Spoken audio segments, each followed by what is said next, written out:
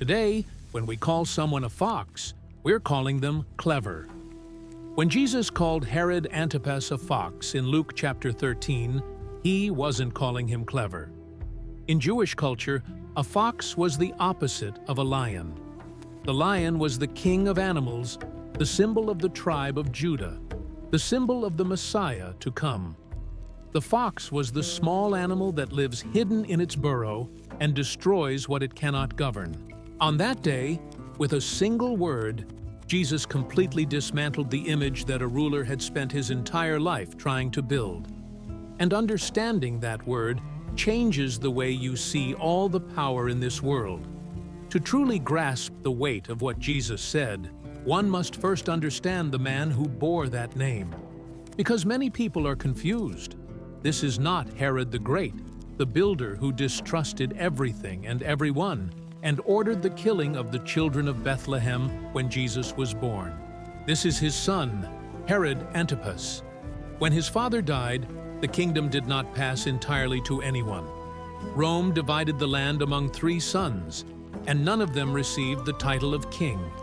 Archelaus received Judea. Philip received the northern lands. Antipas received Galilee and Perea, a strip of land on the other side of the Jordan River. His official title says a lot about who he really was. Antipas was not a king. He was a tetrarch. This word literally means ruler of a quarter of a kingdom, a piece, a slice that Rome gave him and that Rome could take back at any time. And here begins the irony of this story, because Antipas loved being treated like a king. The people around him, out of flattery, called him king. The Gospel of Mark even uses the word king when speaking of him, following the popular custom of the time. But legally, before Rome, he was never more than an official, a regional administrator, a man kept in his position as long as he was useful for collecting taxes and maintaining order in the province. Antipas carried another wound that the people never allowed to heal. He was the son of an Idumean, a descendant of Esau, and not a Jew of pure lineage. And, to make matters worse in the eyes of the people, he lived like a Greco-Roman. He ate like a Roman, built like a Roman, thought like a Roman. He erected a new capital, entirely in the style of the empire, and named it Tiberias, a direct homage to the Emperor Tiberius. But this city was built on top of an ancient Jewish cemetery. For a Jew who kept the law, to set foot there was to become impure. As a result, no pious Jew wanted to live in the capital of his own ruler. The city was born beautiful, but it was born empty of honor. This detail reveals the entire drama of Antipas's life. He was a man trapped between 2 worlds, belonging to neither. To Rome, he was a disposable vassal, someone who needed to prove loyalty constantly, knowing that a letter from the emperor was enough to end everything. To the Jews, he was a traitor, a half-Jew who abandoned the faith of his fathers to please a pagan empire. And a man in that position, without his own strength and without the love of the people, only survives in one way: by being cunning in the worst sense of the word, by making secret alliances, by betraying when it suits him, by marrying for political calculation. And it was precisely one of these calculations that tarnished his name forever. Antipas was married to the daughter of Aretas, king of the Nabatean Arabs, a marriage that guaranteed peace on the border. But on a trip to Rome, he became enamored with Herodias, who was the wife of his own half-brother. The two plotted everything. Antipas sent his first wife away and took Herodias for himself. In the eyes of the law of Moses, this was doubly forbidden: adultery and union with the wife of a living brother. The whole people knew. The whole people murmured. But only one man had the courage to tell the tetrarch to his face that it was a sin. This man was John the Baptist. the desert prophet pointed his finger and declared publicly, "It is not lawful for you to have your brother's wife." Antipas had no answer for this. He had no argument, no moral authority, no way to defeat John in an open debate. So he did what the fox does. He acted in the dark. He imprisoned John in the fortress of Machaerus, on the other side of the Dead Sea, and left him to rot in a cell. Curiously, Mark records that Antipas liked to listen to John, was disturbed by his words, but listened to him nonetheless. There was still a living, still troubled conscience there. Herodias, however, wanted more than imprisonment. She wanted the prophet's head, and her chance came at the tetrarch's birthday party, surrounded by generals and important men of Galilee. Herodias' daughter danced, pleased the guests, and Antipas, full of wine and vanity, swore before everyone, "Ask for whatever you want, and I will give it to you, even half of my kingdom." Notice the phrase, "half of my kingdom." A tetrarch, owner of a borrowed room, offering half of a kingdom he never had. The girl, instructed by her mother, asked for the head of John the Baptist on a platter, and the text says that the king was saddened. He didn't want to kill John, but the guests were watching. The word had been given, and Antipas chose his own image instead of his own conscience.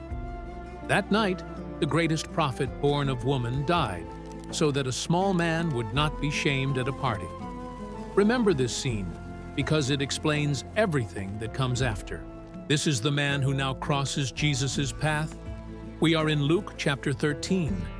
Jesus is teaching and healing in Galilee, that is, within Antipas's territory, right under his nose. And verse 31 records a strange moment. Some Pharisees approach Jesus and say, "Get out of here, for Herod wants to kill you." At first glance, it seems like a protective gesture. Pharisees saving Jesus from a tyrant.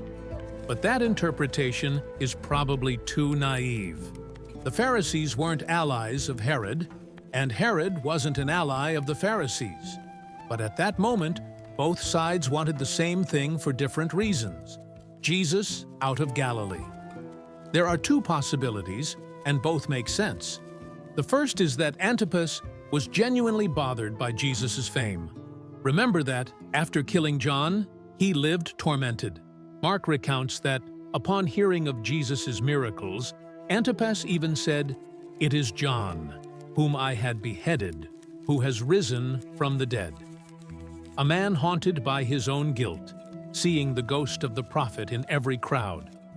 The second possibility is that the Pharisees were using Herod's name as a scarecrow, trying to frighten Jesus into leaving the region without them having to get their hands dirty. Either way, the message behind the warning was the same. You are bothering powerful people. Run while you still can. Jesus' response is one of the sharpest in the entire gospel. He doesn't back down. He doesn't negotiate. He doesn't lower his tone 1 inch. He replies, "Go and tell that fox, 'Look, I drive out demons and perform cures today and tomorrow, and on the third day I will reach my goal. Nevertheless, I must go on my way today and tomorrow and the day after tomorrow. For it is not fitting that a prophet should die outside of Jerusalem." Stop at this sentence. Calling a ruler a fox, even in a message, was a very serious political offense in the ancient world. Men lost their lives for far less. Jesus knew this. He had just been reminded that this same ruler had beheaded a prophet because of a dance. And, knowing all this, he chose precisely that word. In Greek, alapex, fox. This is where our culture deceives us. We grew up listening to Aesop's fables, where the fox is the cunning animal that deceives everyone. For us, fox became synonymous with intelligence. In the Jewish world of the 1st century, the meaning was different and much worse. In Israeli literature, the fox carried 3 images, and none of them were complementary. The first image is the fox as the exact opposite of the lion. There was a famous rabbinical proverb that taught, "It is better to be the tail of a lion than the head of a fox." Think about what that means. The lion, even in the humblest part of its body, the tail, remains a lion. It still has honor, nobility, weight. The fox, even when it is the head, the leader among the foxes, remains a small animal, without any grandeur. The lion was the symbol of the tribe of Judah since Jacob's blessing in Genesis chapter 49, when the patriarch declared that the scepter would not depart from Judah. The lion was the figure of the legitimate king, the promised Messiah, the power that comes from God and does not need to hide from anyone. When Jesus calls Antipas a fox, he is saying, in practice, you dress as a lion, you build lion palaces, you demand lion treatment, but everyone knows what you are. You are a small animal wearing a large costume. His crown is borrowed, and whoever lent it can ask for it back. And the impressive detail is that this is exactly what happened. Years later, Herodias convinced Antipas to travel to Rome to ask the emperor for the title of king he so desired. The plan backfired. Emperor Caligula, suspicious, took everything from him and sent him into exile in Gaul, where he died forgotten, without a throne, without a title, and without a name. The fox ended its life in a den on the other side of the world. The second image is of the fox as a destructive and insignificant animal at the same time. And here the scriptures themselves speak.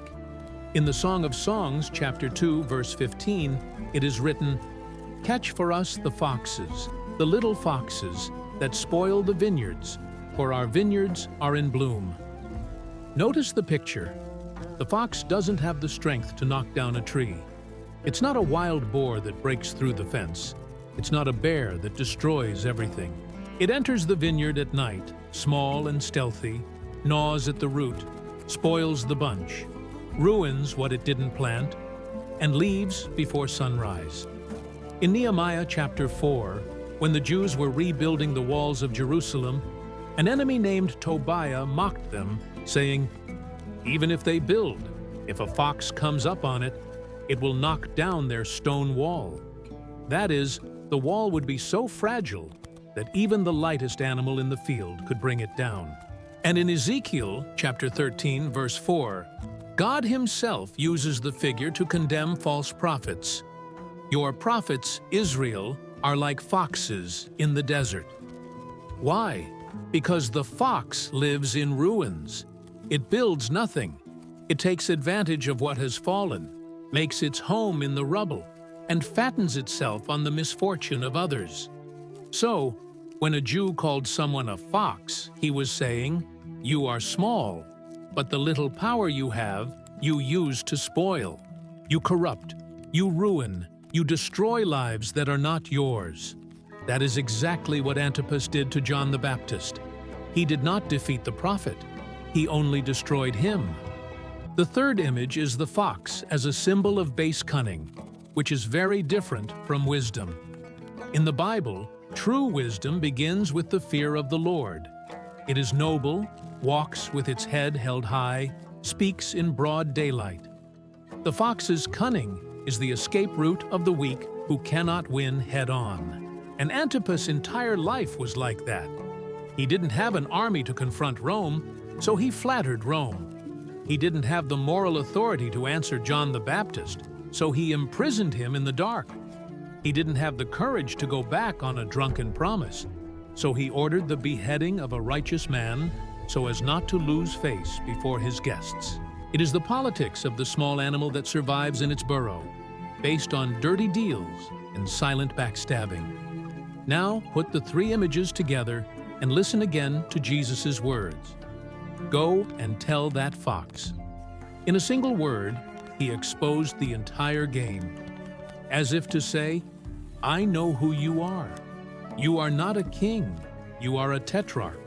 You are not a lion, you are a fox. and you don't control me because my agenda wasn't written by you. Before we continue, a quick and sincere pause. If this type of study, which opens up the original text and the context of the time, has added anything to your journey, subscribe to the channel here. Every week we unearth a story like this that hasty reading misses, and your subscription is what keeps this work going. Now, back to Galilee, because Jesus' answer is not yet finished, and the second part of it is even stronger than the first. After calling Antipas a fox, Jesus says, "Behold, I cast out demons and perform cures today and tomorrow, and on the third day I am perfected." This is a declaration of absolute sovereignty.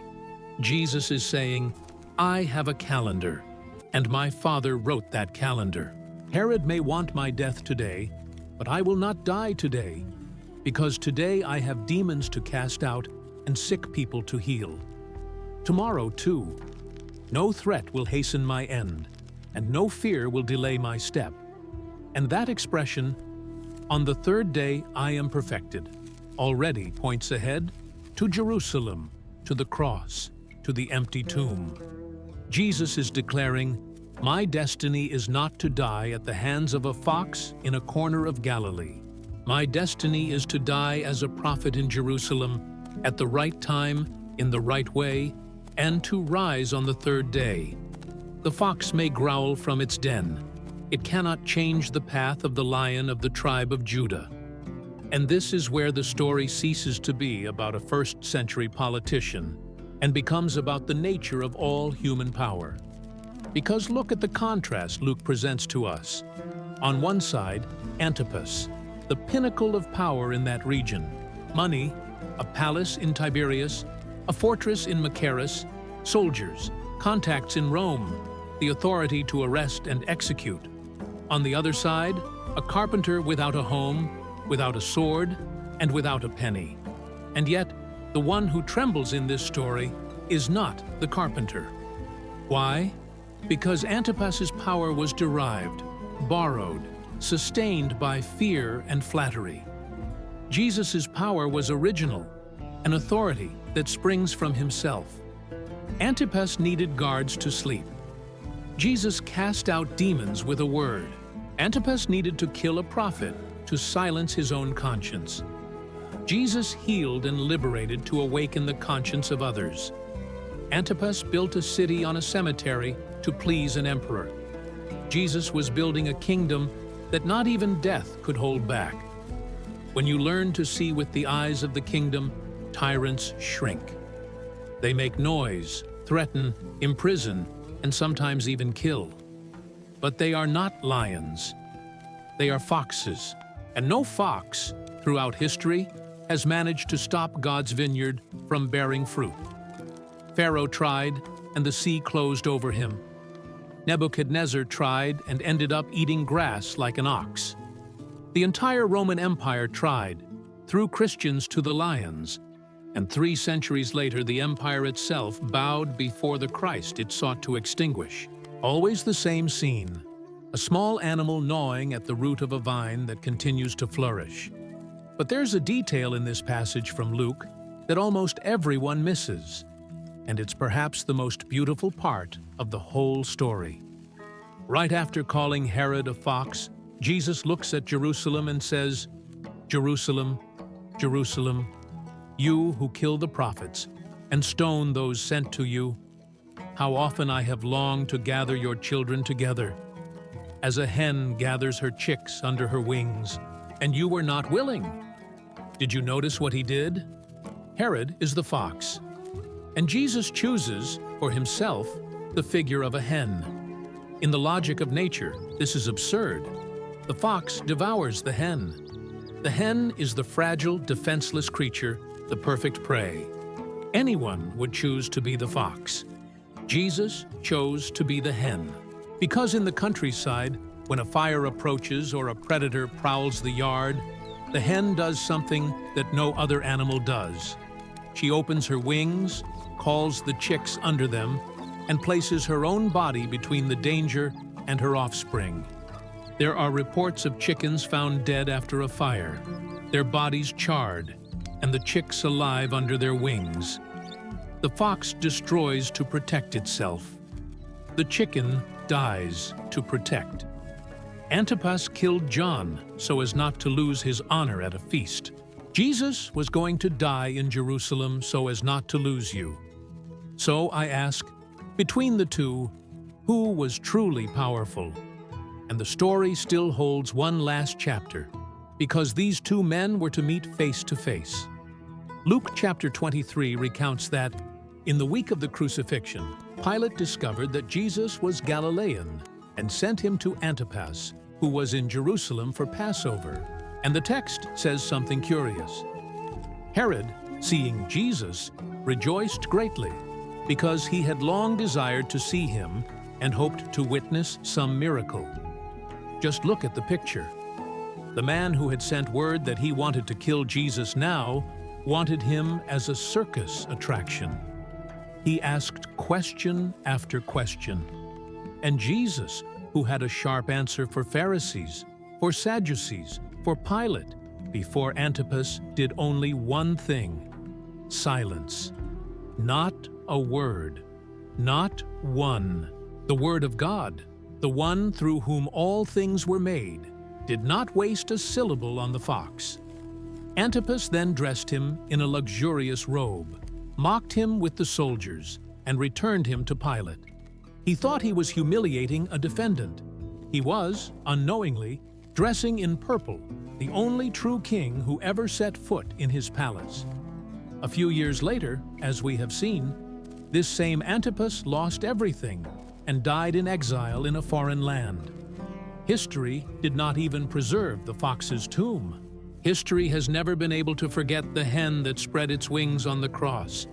And what does all this have to do with your Monday, your home, your real life? Everything.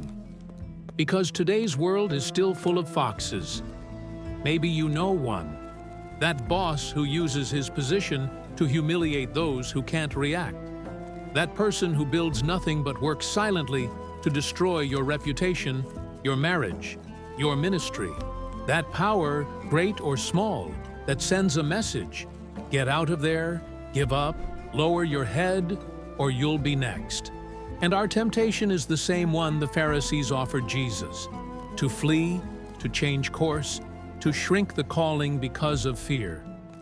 Jesus' answer still stands, word for word. Tell that fox that I will continue doing what the Father commanded me to do. Today, tomorrow, until it is fulfilled. Your work is not to stop because of the fox. It is to continue planting your vineyard, raising your children along the way, serving, praying, witnessing, until the day God says it is finished. The fox gnaws at the roots at night, but it is God who gives the fruit, and no fox can reach God's fruit. There's a second lesson here, and it's uncomfortable, so take a deep breath. Before pointing out the foxes in your life, it's worth looking in the mirror, because the fox is always born from the same place: the insecurity of those who want to appear bigger than they are. Antipas wanted the title of king without having the heart of a king. How many times have we also built a Tiberius, a beautiful facade built on top of something dead, just to impress those who are looking? How many times have we chosen the exit from the den, the hidden agreement, the half-truth, instead of the honest confrontation in the light of day? Every time we uphold an image instead of upholding character, there's a little bit of Antipas acting within us. And the cure for this is not to strive to become a lion. It's to take shelter under its wings. That's what Jerusalem refused, and what still stands for you today. How often I have longed to gather you together, says Jesus, as a hen gathers her chicks. The invitation was never canceled, and the third lesson is about the calendar. Jesus said, today, tomorrow, and on the third day. He lived with the certainty that his days were in the Father's hands, and not in the hands of any tetrarch. You too can live like that. The difficult diagnosis, the unfair dismissal, the persecution, the closed door. None of that has the authority to end what God began in you. Psalm 31 already said, "My times are in your hands." Whoever believes this walks differently. They don't walk with arrogance, but they walk without panic, because they know that no human threat advances God's clock by a single second. Before we wrap up, leave your mark below. Some people read Luke 13 and see a sincere warning from the Pharisees, while others see a trap to lure Jesus out of Galilee. Write in the comments which side you're on and why. I read every response, and the best interpretations often emerge right there in the conversation between you all. We begin by talking about a word that our time has misunderstood. Calling someone a fox, for us, has become a compliment of cleverness. For Jesus, it was the exact portrait of all power that does not come from God.